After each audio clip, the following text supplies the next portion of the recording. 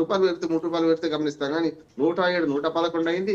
111 రూపాయల 99 పైసలు అదే సార్, అంటే పువ్వు పెట్రోల్. పువ్వు నాశనం కావద్దు కానీ అందులోంచి తేనె తీసుకోవాలన్న చందంగా మీరు చెప్పినట్టు కౌటిల్య ఏంటి? సిద్ధాంతమే పాటిస్తున్నారు ఇక్కడ. పాయింట్ ఏంటంటే సార్ ఇక్కడ, అంటే కొన్ని ప్రైవేట్ చమురు కంపెనీలు ఏవైతే ఉన్నాయో ప్రస్తుతానికి 73 నుండి $100 బ్యారెల్కి పెరిగినటువంటి టైంలో సో విదేశీ మార్కెట్లో కూడా చమురుకు అంతే డిమాండ్ ఉంటుంది. సో ఇట్లాంటి నేపథ్యంలో కొన్ని కంపెనీలు లాభాల కోసం విదేశాలకు, అంటే మన దేశంలో కాకుండా విదేశాలకు కూడా అమ్ముకునేటువంటి ప్రయత్నాలు కూడా జరుగుతున్నాయి. సో వాటి విషయంలో ప్రభుత్వం కొంత ఏమైనా కట్టడి చేసేటువంటి అవకాశం ఉంటుందా? విదేశాలకు తరలిపోకుండా లాభాల కోసం ఈ సమయంలో చూడకుండా. మన దేశంలో సంగతి ఏంటంటే చైనాలో అయితేనేమో వాళ్ళు దిగుమతి చేసుకుని చాలా దాన్ని సగం ఎగుమతి చేస్తున్నారు వాళ్ళు అవును. అమెరికాలో కానీ. మన దేశంలో మాత్రం ఎక్కువ వాడకం మన దగ్గర ఉంది. కానీ 20 to 25% నాకు తెలిసిన సమాచారం 20-25% మాత్రం ఈ ప్రైవేట్ కంపెనీలు లాభపడుతున్నాయి. అవును. 2 రకాలు ధరలు తగ్గినప్పుడు, క్రూడ్ ఆయిల్ ధరలు తగ్గినప్పుడు వాళ్ళే లాభపడ్డారు.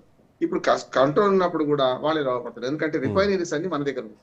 అంటే ముడి చమురు దిగుమతి చేసుకొని దాన్ని రిఫైనరీ చేస్తే గ్యాస్ గ్యాసోలిన్ వేరే వెళ్తుంది. అంటే కిరోసిన్ అంటాం కదా, గ్యాసోలిన్ వేరే వెళ్తుంది, అట్లా డీజిల్ వేరే వెళ్తుంది. అసలు యాక్చువల్లీ డీజిల్ కి ఎక్కువ ధర మనది. ఎందుకు మొదటి నుంచి డీజిల్ కు మన సబ్సిడీ ఎక్కువ ఇస్తున్నాం కానీ డీజిల్ కి ఎక్కువ ధర. మిగతా చోట్ల అన్ని మన డీజిల్ తక్కువ ధర ఉంది. 10 రూపాయలు తేడా ఉంది డీజిల్ కు పెట్రోల్ మధ్య. కనుక ఏంటంటే ఇవి ఈ మొత్తం మీద ప్రైవేట్ కంపెనీలు ఇప్పుడు కూడా లాభపడుతున్నాయి. గతంలో ప్రభుత్వాధికారుల మీద జోక్ ఉండేది. కరువు వచ్చినా వాళ్ళు లాభపడతారు, కాటకం వచ్చిన వరదలు వచ్చినా వాళ్ళు లాభపడతారు. వరదలు వస్తేనే మునిగిపోయిన వాళ్ళకి ఆర్థిక సాయం చేసేటప్పుడు లంచాలు తీసుకోవచ్చు.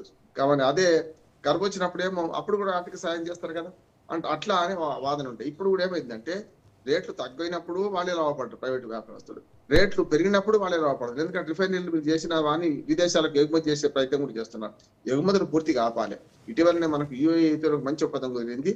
దాదాపు 60,000 బిలియన్ మన లీటర్ల ఇంధనాన్ని మన దగ్గర దాచిపెట్టుకోవడానికి వీలుగా మనకు కొంత ఒప్పందం కుదిరింది. అది ఇప్పుడంతా సహకారం కాదు, 2-3 ఏళ్ళు పడుతున్నచ్చు.